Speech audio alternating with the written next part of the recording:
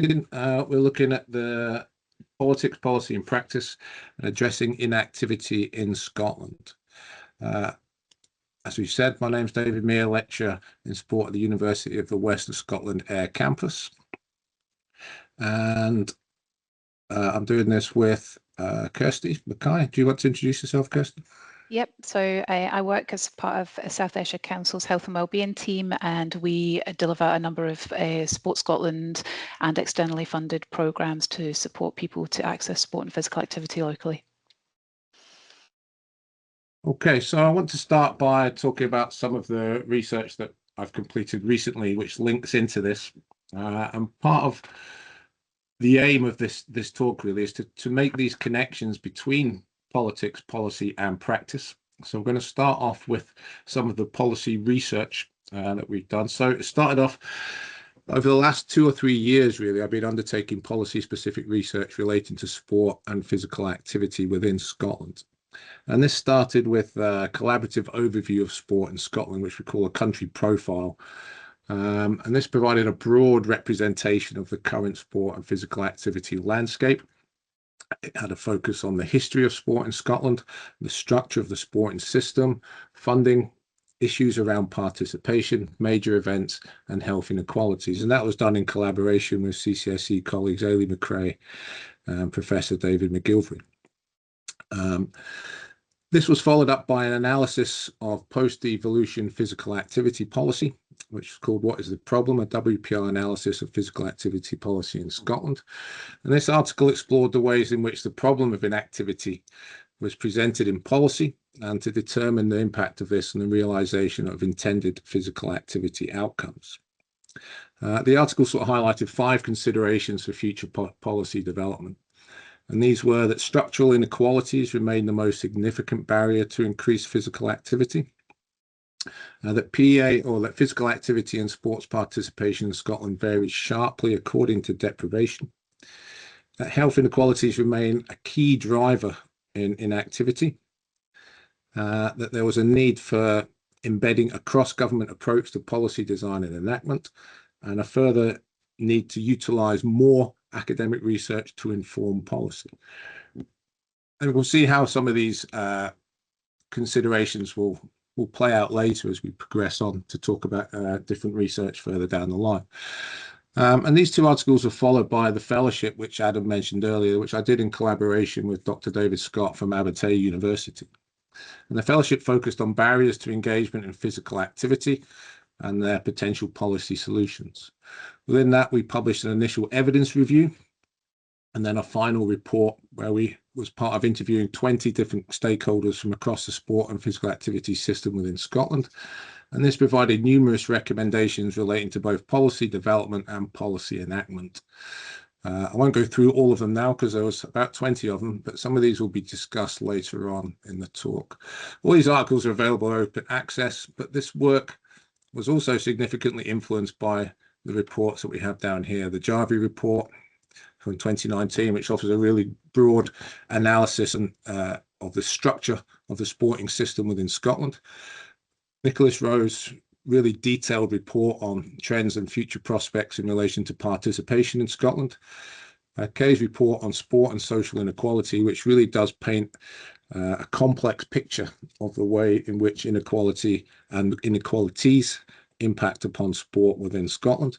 A further sort of analysis of participation and the value of sport beyond physical activity from Rowe and Brown, and then a really fascinating report on health inequalities in Scotland from Finch, Wilson and Bibby in 2023.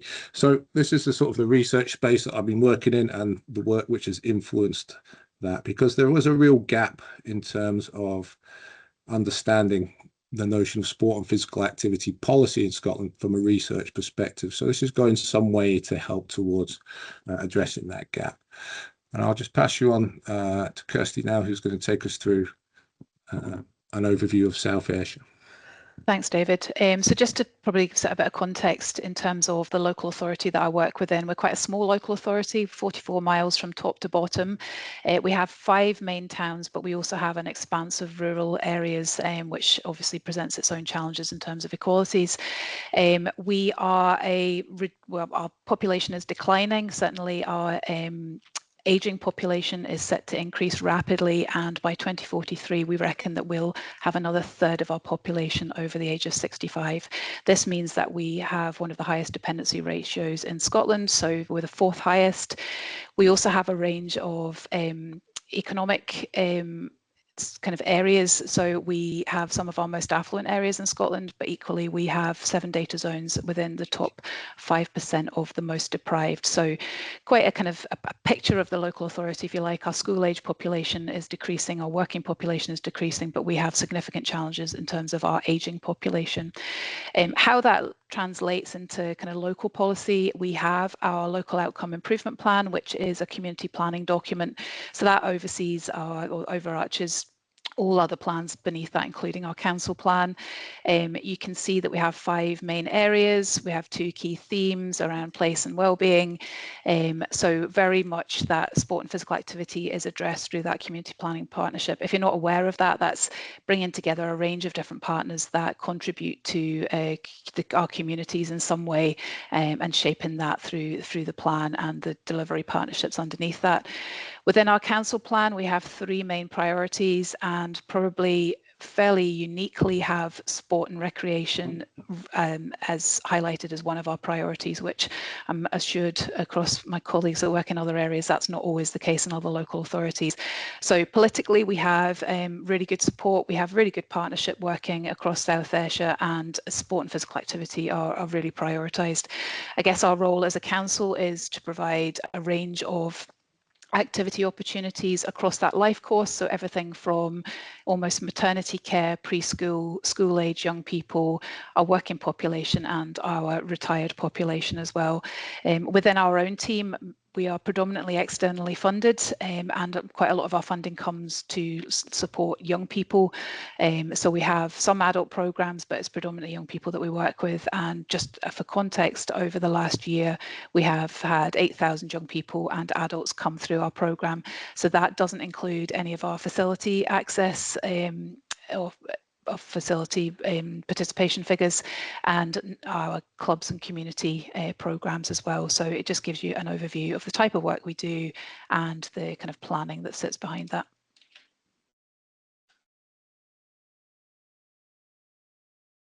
Okay, so I think it's important to sort of set out the policy context at this stage for sport and physical activity within Scotland, post-devolution.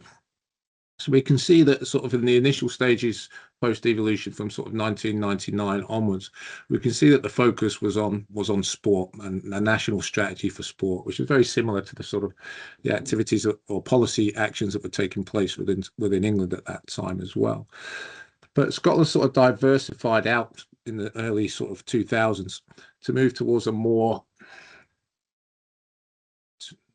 focus on physical activity in relation to health over sport. And that started with Let's Make Scotland More Active in 2003. But the real key policy development was in the active to make Scotland more active, or a more active Scotland in 2018. And this policy included 7 sort of cross-cutting guiding principles. And these principles encompassed the wide-ranging considerations of inclusivity and fairness, and were developed through the consideration of human rights, reduced inequality, equity, empowerment, policy and partnership working. And to realise these 7 principles, the Active Scotland Outcome Framework was produced. And within that framework, there were 6 outcomes which were linked to national outcomes such as sustainable places, resilient communities, and focused on increasing engagement, lifelong participation and the development of people and places. So we can start to see the way in which these policies were developing in relation to the kind of things which were driving it in relation to human rights, reduced inequality, equity, lifelong participation, increasing engagement, building up communities, and so on and so forth. So we can start to see the sort of the nature of what the intentions were behind these policies. And the intention alongside that, within that particular policy document was to build a cross-government commitment to the importance of physical activity in achieving a wide range of outcomes. In this context, sport, particularly in policy terms, not necessarily in other terms, but in policy terms, became a subset of physical activity. And this kind of left a bit of a vacuum in the sport policy space. And in filling that space was Sport Scotland's corporate strategy of Sport for Life. Not a government policy itself, but it still remains the most significant policy, for want of a better term, document on sport since 2003. So in reality, sport has become a little bit of a subset of what goes on within physical activity policy. And this lack of government-led sport policy reinforces a vacuum within Scottish sport, and most significantly community sport. So we can see that the real policy focus in Scotland over the last 20 or so years has been related towards physical activity. And that leads us on to the current policy space for sport and physical activity, which is driven by the Physical Activity for Health Framework. And this was published by the Scottish Government in 2024. It's a framework, not a policy, but it is driving much of what is happening currently regarding local authority provision. So the intention of the framework is that there'll be more people, more active, more often. And within that, there are sort of 8 strategic delivery outcomes, which focus on a broader sort of approach towards delivery of physical activity. And this includes active systems, active places, active travel, sport, and workplaces. So we can see that sport is just sitting in one of the 8 strategic delivery outcomes for physical activity for health. And the way in which this framework is being developed is through a systems-based approach. And within a systems-based approach, outcomes are influenced by a complex and adaptive system of interacting components, e.g. work, transport, education, and health. And in an attempt to work in a systems-based way, for local authorities in particular, this remains a significant challenge, and it's something which, we understand the complexity, but it's something that local authorities currently are actively working towards. But the challenges remain because in a system, it is a collection of interdependent parts, with something that happens in one part of the system directly affecting something that happens elsewhere. So during our fellowship, this framework was published, so it became actually a significant element of our research for the Scottish Parliament. And these were some of our key findings. So there was a disconnect really of the role of sport in physical activity. There's quite a lot of debate around that, and I think Kirsty will explore some of that later on as well. And the fact that, sport is more than a subset of physical activity in the minds of many of us. And particularly community sport. So it's about trying to find that balance between the role of sport in society and the role of sport in contributing towards physical activity or increased engagement in physical activity, and then broader political health outcomes. One of the things within Scotland, of course, is that there's a lot of devolved power to the local authorities. So there are problems in creating national policy objectives and how those are then applied locally. So there's a kind of a disconnect that remains between national policy objectives and local application. This isn't new. This isn't solely related to Scotland, but there remains an outdated funding model, a short-term funding model. And actually, it's quite interesting to see, as we'll talk about later in some of the manifestos, some political parties actually looking to actually resolve and change that sort of limitation related to the short-term funding model. Something that maybe me and Kirsty don't fully agree on is that some of our findings that we needed to transition away from more universal provision towards more targeted provision. And a lot of that is based around the inequalities that are evident and exist within health, within society, and so forth. But it isn't to look at inequality broadly, but to determine what the most specific inequalities are that need to be addressed. So it isn't, I think it's David Graeber that says, when you look at inequality as a whole, it becomes easier to dismiss. But when you start to look at it more specifically, then we can start to identify clear inequalities that we can address and work towards supporting through physical activity and sport. So we'll move on to Kirsty now, who's going to talk about implications for practice in relation to some of those findings and other areas. Okay, so we have a current physical activity and sports strategy that was developed in launched in 2021 and started development in 2019, and obviously had a bit of a kind of challenges over COVID to get that document completed. A number of national policies that David's referenced were kind of embedded within this strategy and certainly used to inform how we took that forward. And what we then came out with were two key themes, one around sport and recreation and one around active living.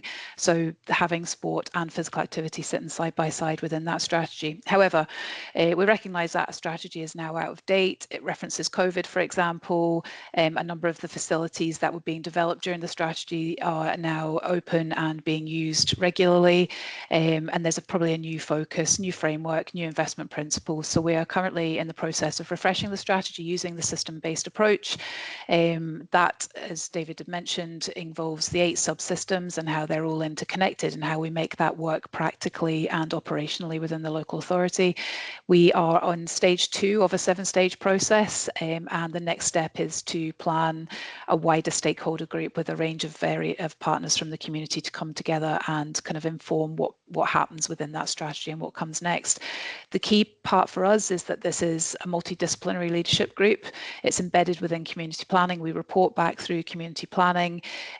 We recognise the value of the 8 subsystems and make sure that they are represented throughout. So it's actually been a really exciting piece of work so far.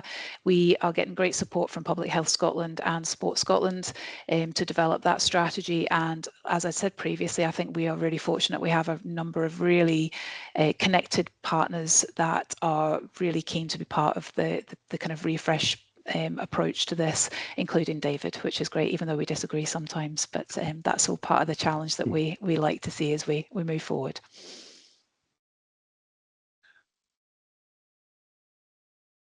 Okay, so some of the things, as Kirsty says, you know, there's a policy or there's a framework, and then it's how do we put that into practice, and then how do we also help to support that through the research that we do.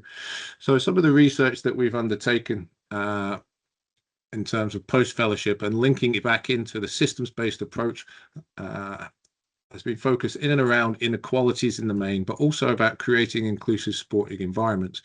So a paper that we published, myself, Liz Carlin and Rebecca O'Hanlon, looked at the defining and enacting of inclusive practice within community sport in Scotland. And the aim was to determine the complexities in defining inclusion and the subsequent challenges of creating inclusive sporting system. So these are one of the things that we have to think about in terms of, you know, within a systems-based approach. One's sport, which is driven by inclusion, according to Sport for Life. You know, inclusion underpins everything that Sport Scotland does, and so therefore it's about how do we create these inclusive environments within community sport. So it explored perspectives and understanding of inclusion within Scottish community sport and analysed the different ways in which sport organisations, voluntary sports clubs, and the individuals within them define inclusion. Further to this, we also undertook, myself and David Scott undertook a paper focused on inequalities and intersectionality. This paper determined some of the key inequalities that impact inactivity and explored the potential for intersectional solution to those issues. And this is really important, I think, in relation to developing the systems-based framework for physical activity for health framework, really understanding who the people are that we're developing the systems and the strategies for, and some of the challenges that we need to overcome in order to ensure that we're going to increase these levels of engagement within physical activity and or sport. Something that links directly to it is a paper that we've just had sent back with some amendments for in relation to implementing a systems-based approach. So myself and David Scott again. And its focus is upon the challenges and opportunities that exist in enacting a system-based approach to physical activity within Scotland. So it's something which will hopefully feed in, once we actually complete it, or feed into some of the work that's taking place within the development of the new strategy within South Ayrshire. And that's the hope, isn't it? That's what we want to happen. We want our research perhaps to have some influence on what is going on in terms of the practice which is taking place within our communities. And the community sport policy research is one for the future, and the intention is to undertake a comparative analysis of community sport policy across Europe. As mentioned earlier, there is a policy gap within Scotland in relation to sport policy, and particularly community sport policy. And the intention is to learn from European countries with sort of similar, not identical, but similar economies and demographics, such as Ireland, Finland, Norway, and Denmark, in relation to their community sport policies and the feasibilities of applying it into the Scottish policy context. Sport for Life, the corporate strategy, has a 10-year lifespan, so it's something that will be looking to be replaced in the next Parliament. And so therefore I think this type of work would be important potentially in hoping to have some influence on the direction of travel for community sport policy moving forward.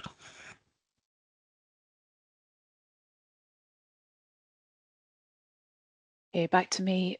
So what does that look like in a local context? So we, as I've said before, we get a significant amount of external funding to run a number of programs, and the majority of that funding is for universal programs. So making sure that every young person has access to the Active Skills program, for example. Every sports club can access our Community Sports Hub program.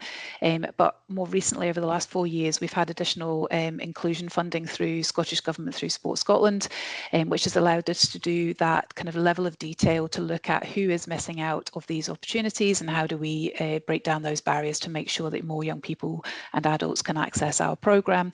I guess we recognise that that takes time. It takes time for staff to build relationships both with partners and with those in our schools and communities, to build trust and to kind of promote the benefit of being physically active, whether that's through physical activity or through sport. We, as a local authority, like every local authority in Scotland, face significant budget challenges. This year alone, we've had to save 17 million across our local authority, which hasn't been an easy process. The positive for us is that sport has remained largely untouched, if not has been able to expand, because locally we recognise the value of being more active and the wider outcomes that that brings, which is really great. In terms of addressing inequalities, we also recognise that there are a number of external funding opportunities that come into our local authority, and we have a number of different teams trying to target the same communities and same groups, and particularly within North, which is our most deprived area. We now have something that is being developed called an integrated neighbourhood team, so that will reduce the amount of contacts one person within that community has to have with various partners to get the support that they need. And some of the mapping that's been done around that suggests that one individual in that area can have to link with over 70 different people to get benefits, access to, sport and physical activity, support for a variety of different things. So we're trying to work as part of that integrated neighbourhood team to reduce the challenges to our communities to access the support that they need. So that obviously allows us to kind of work more broadly with partners to address inequalities. The systems-based approach is great. We recognise there are a number of protected characteristics that we support across our programmes. We also recognise the challenge to work across a number of wider partners, and particularly probably active travel partners has become something that we are now looking at developing more within our programmes in terms of walking, cycling, infrastructure development. It's a great opportunity and we're seeing a lot of success already, but it generates another layer of partnerships that we have to build and sustain, which can be a challenge as well. Political decisions change frequently. So quite often we, from a local perspective, yes, we understand, there's a national manifesto and practice, but locally we can get pulled into pieces of work that are, dictated to by the local ward members, and that can be really frustrating. So I'm being very honest about this. We have a plan, we have a range of outcomes that we need to meet, but we have to down tools and go and work on a specific piece of work if we get asked to do that. So that can change from day to day, from week to week.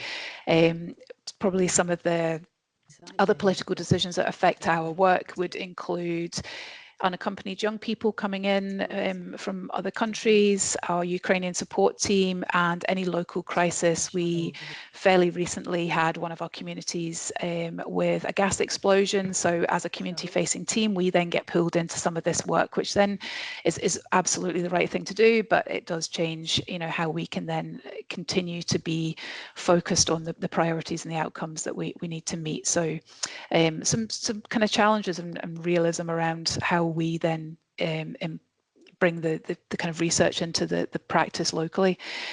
In terms of research, more specifically, we've recently had an active schools evaluation. So this was a national evaluation, and probably my criticism of this is that the research was developed nationally but wasn't given in a local context.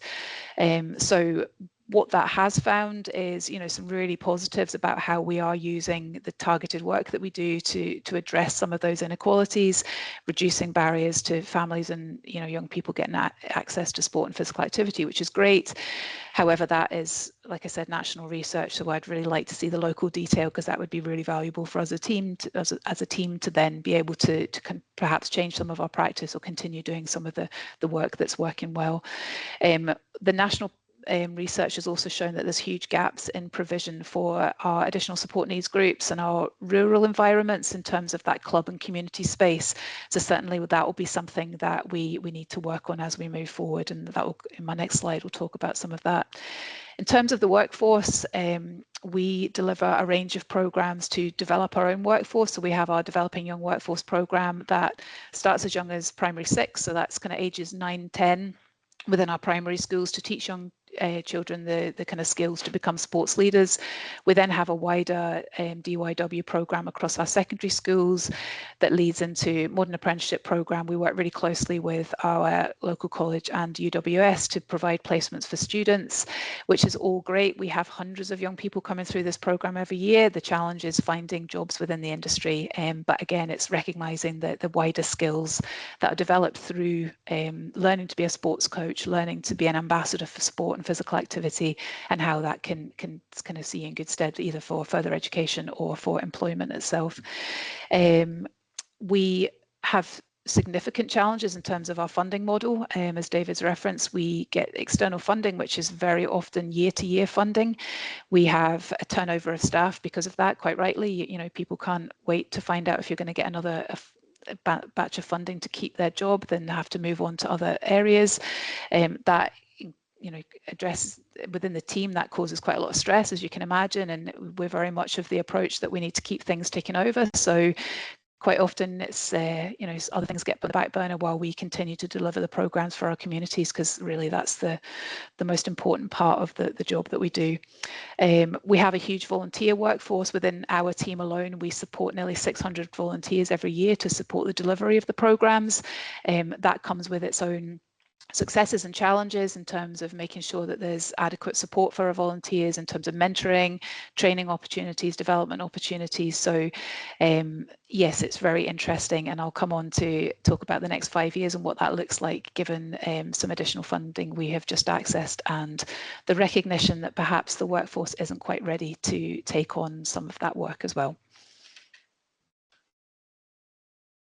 Okay, so I think one of the things I also wanted to talk about is, what sort of frameworks do we use to analyse the policy, the politics, and the practice?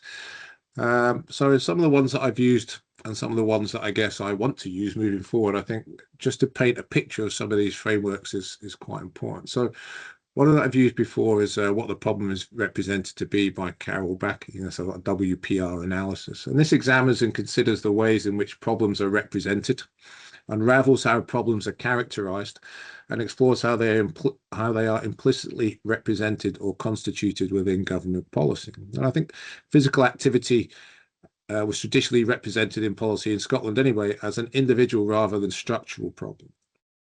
And I think there's a real opportunity to transition away from that within the new framework as well. I've also utilised John Rawls' theory of justice, and his conception of social justice seeks to remedy disadvantage through advocating for fairer distribution of opportunities and resources. So it's not equality but equity. It's universal and targeted, and it links well into Marmot's proportionate universalism. I think one of the things that always stood out for me is that you imagine yourself in terms of thinking about what is just and what is fair. And you imagine yourself waiting to be born. Okay, do you take pot luck in where you're going to end up? And I think that's something which is really important to think about when we're thinking about the ways in which we develop policy for physical activity. What is just, what is fair? And it takes also lots of other conversations around targeted and universal provision, but it also links nicely into Michael Sauder's sociology of luck, and his understanding that luck is a significant determinant in life and enables the exploration of how much credit or blame we deserve for what we achieve. Ultimately, a lucky occurrence is one that involves chance, is consequential, and partially outside of the control of the person or the people who are affected by it. And this lack of control is a defining characteristic of luck. It involves consequential events and an outcome that is at least partially due to chance. Ultimately, therefore, luck is, in effect, is chance with consequences. And again, this is something that we have to really think about in depth when we're looking at developing policy and who we are actually developing policy for. And it also links into David Graeber's understanding of inequalities, but also his famous saying that the ultimate hidden truth of the world is that it's something that we make, and we can just as easily make it differently. I think that's something as well that we need to consider in relation to the policy that we develop and the ways in which we enact it. Now then, as part of my civic duty, I've spent the last few days analysing the Scottish political parties' election manifestos, just so that you don't have to. And there's quite a lot of interesting elements within them. There's also some frustrating elements within them. And I'm going to take you through some of the approaches that these different parties are taking to sport. The SNP, or the Scottish National Party, provide the sort of usual tropes of events inspiring people to participate. I've spoken about funding a sports taster programme. The Conservatives have said that they will increase the overall sport budget, but have provided no specific numbers in the way in which they would do that. Labour have relatively minimal sports proposals within their manifestos, but discuss expanding after school clubs, developing more partnerships with sport governing bodies to promote the health and community benefits for sport. But again, it's very limited in terms of how this would actually be realised. The Scottish Greens actually have the most dedicated section to sport in their manifesto, and there are 5 really key points about what they would do within sport. They would provide a real terms increase in multi-year funding for sport and active living organisations, introduce a children's sports card to provide affordable access to recreational sport activities for all school children. They'll be looking at widening access to exercise options for local communities for disabled people and embed disabled sport knowledge in public health and leisure settings. Ensure provision of accessible and affordable fit-for-purpose sports facilities, and make sure that it is mandatory consideration for any new planning requests. And quite interestingly as well, they'd have a new taxation on sport betting to ensure that a proportion of that money is reinvested into grassroots sport. The Liberal Democrats actually have a good alignment between sport and health, and that sort of connects it better to the current sort of policy framework than others at the moment. And they're talking about protecting Scottish Government funding for Sport Scotland in real terms, supporting campaigns to improve equality, diversity and inclusion at all levels of sport, and expanding the provision of extracurricular sport. However, this is just one element, so we have to look slightly deeper or in greater depth at the manifesto pledges from different political parties in relation to sport and physical activity. And there are 3 key areas that we need to focus on. The first one is health, and thinking about issues around prevention, early intervention and social prescribing. SNP has very little focus on this, as do the Conservative Party or Reform, and do not connect health or sport with physical activity in any meaningful way. Labour's 12 pages on health with very limited mention of anything to do with physical activity, prevention, early intervention or social prescribing. The Green Party would embed community link workers, but have no real connection between sport, physical activity and health, or in their approach to public health, mental health or thriving communities. And the Liberal Democrats said they would support the expansion of social prescribing. So within the new framework, physical activity for health, there's much of the ways in which we want to try and create this sort of approach towards prevention, early intervention, social prescribing, community link workers, and there's very little mention from many of the political parties around that. In relation to travel, and specifically active travel, SNP has spoken about developing a Scottish Path Fund. Conservative, Labour and Reform have limited or no provision for active travel. Obviously, the Green Party have an expansive programme for this. And one of the key things is allocating at least 10% of the national transport budget to active travel, to deliver a national blueprint of walking, cycling and wheeling networks, improve the national cycling network, and again, establish a Scottish Paths Fund. And the other one really is in local authority funding, and this is from central government to local authorities. And again, for the SNP and the Green Party, it's difficult to specifically determine, but there seems to be no specific rise in local authority funding. The Conservatives have the most clearly outlined position on this and would guarantee local government a higher proportion of the Scottish Government's overall budget. And they would also provide council with more monies to prioritise local investment and protect local assets. So they have the most clearly defined position.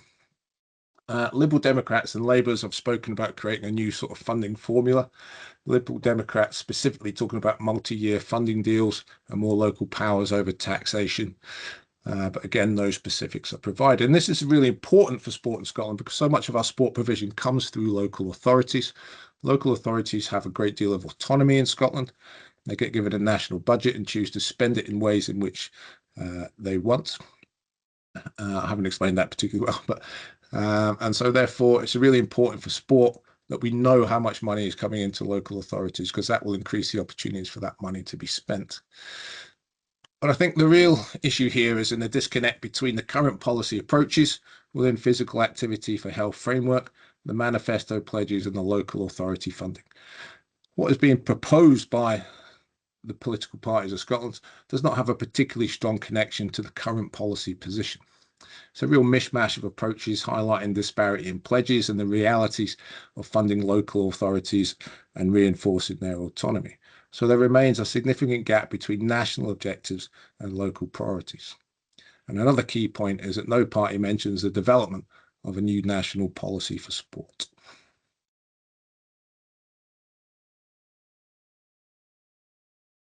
Okay, so what does that mean for us over the next 5 years? So interestingly, you may have seen fairly recently that the Scottish Government announced an additional £40 million that was going to go into sport, including £20 million for the Summer of Sport to promote Scotland making it to the Men's World Cup and the Commonwealth Games, which will be held in Glasgow this summer.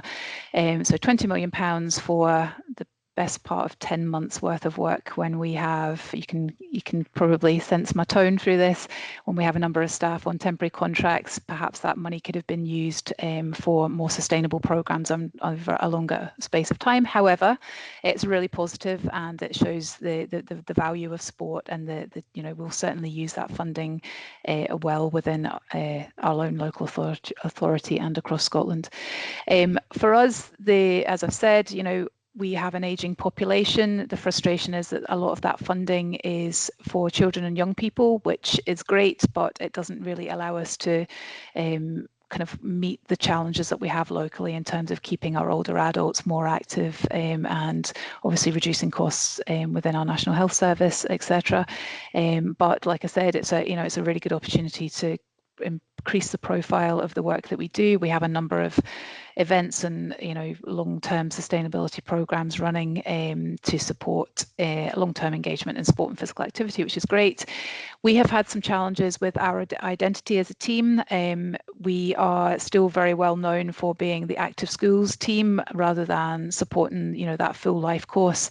So I think over the next 5 years there'll be a lot around our branding and our identity to make sure that everybody in our community knows that we can deliver some programs for them.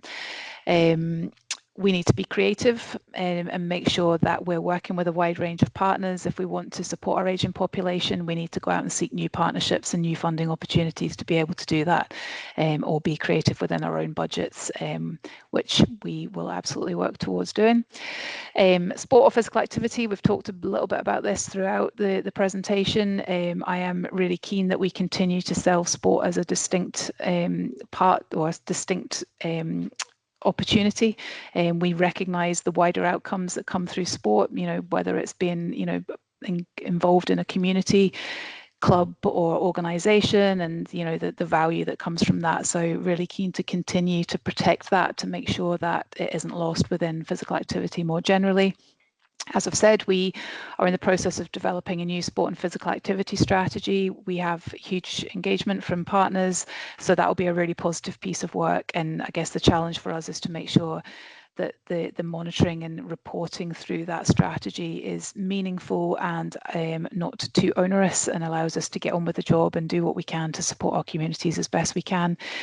There's additional funding coming into our community sport network, so that's through our community sport hubs, and to look at specific programs around club development.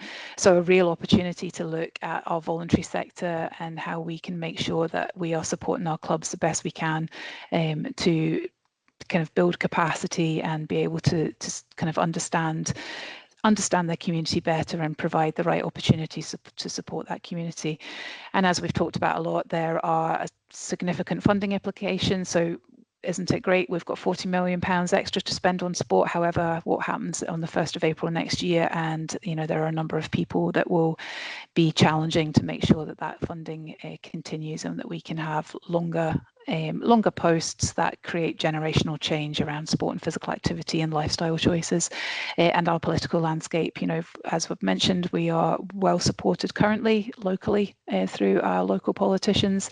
However, that may change over the next 5 years, and we need to make hay while the sun shines and make sure we continue to promote the benefits that we bring to our communities and the work that the team are doing.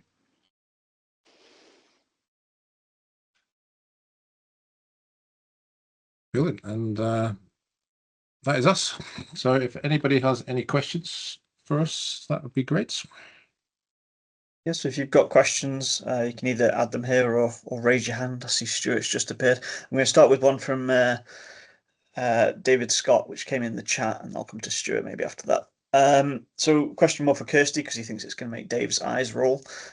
What kind of monitoring, evaluation and data do you have access to in your role to be able to make decisions about provision and barriers and things like that?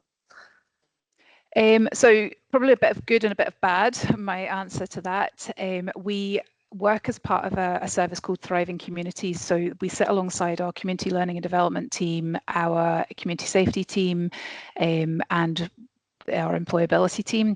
So we have a range of data that is available. We are embedded within our kind of NHS and health and social care partnership as well. So we access data through those organisations, and we have data analysts within the council who support us with some of that work and are certainly supporting the development of the new strategy.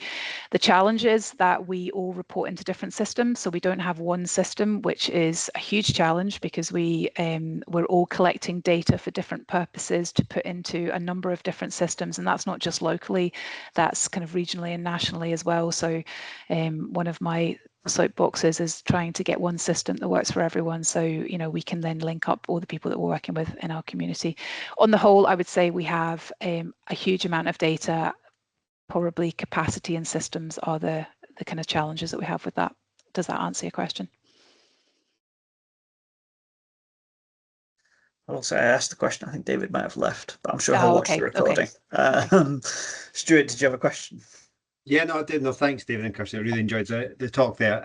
I guess it's going back to a comment that Kirsty made about what's coming in May and the implications of that. So given the fact it's all up in there, what might happen in the Scottish elections, what do you think are the best and worst case scenarios for sports policy, or even just support in sport in Scotland, depending upon who comes into power there? Would it be good to have a hung parliament, as you've often had in Scotland?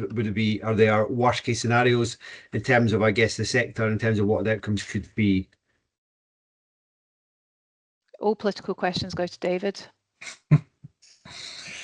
I mean, I think, we can see from what we've presented here that, there are certain parties with a far clearer focus on sport than others. The system in Scotland is probably the more interesting part of what's going to happen on the 7th of May, where you have two pro-independence parties, and generally the rest are unionist parties. So that naturally splits the vote anyway. So I think what we will see really is kind of a maintenance of the current position, potentially, where with a power sharing agreement potentially between the SNP and the Greens. But what we will see is an increase in vote share from Reform. So I think in terms of how, I don't think that will necessarily have a significant impact on sport within Scotland. But what we do see from the SNP, who are most likely to be the party in power, is a real lack of focus on sport in their manifesto. There's a level, potentially they've been in power for a very long time now. So whilst their manifesto is extensive, there is maybe some complacency there, or maybe it's just not a key focus for them. We've seen obviously the Commonwealth Games coming later this year, the summer of sport, the funding that's associated with that. But these are sort of reactive measures rather than proactive measures. And this is problematic, and it's politically poor, for want of a better term, that we're not connecting the funding, we're not connecting the policy, the approaches from these governments relating to the policy which is being created, and that's a problem.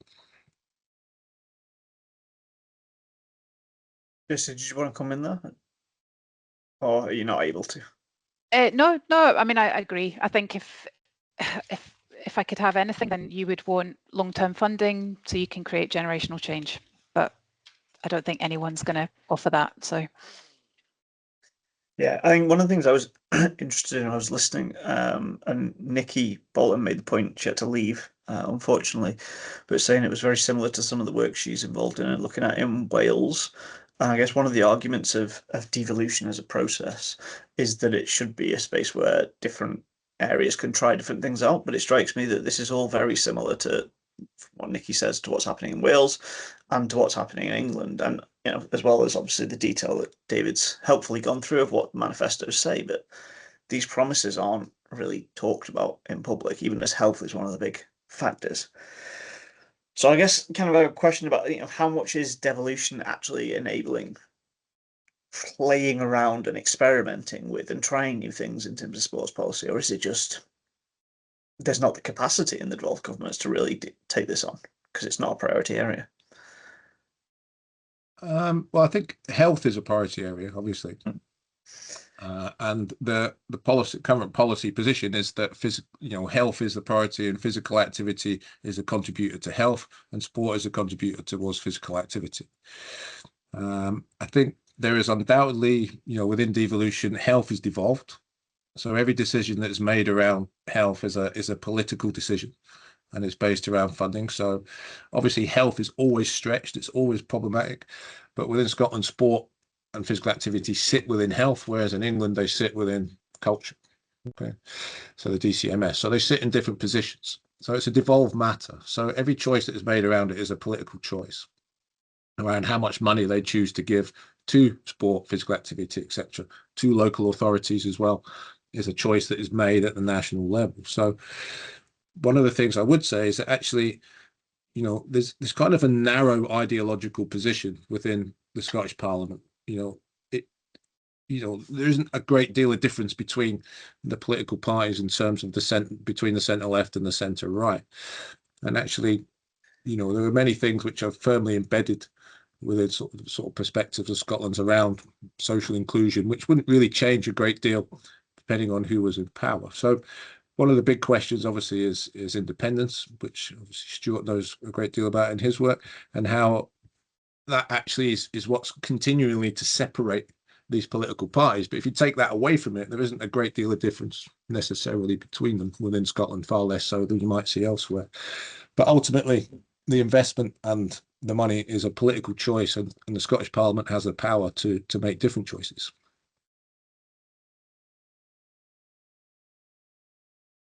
Any other questions, or Kirsty, do you want to say anything on that? No, I think David answered that very well. Thank you. I agree.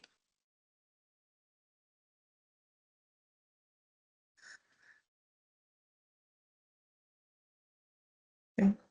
One last call for any more questions.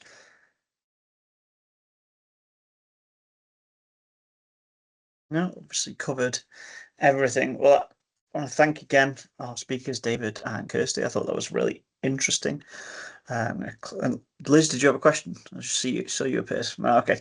I'm just going to put in the chat. These sessions are all recorded, so you can find previous sessions and also this session if you want to catch up. You can use it again in the future. So that's there in the chat now. And we have our next CCSE talks coming up at the end of May, where we'll be looking at human rights and sports washing at the World Cup in the United States, Canada, and Mexico. So thanks again to our speakers, and thank you everyone for attending today. Thank you. Thanks, everyone.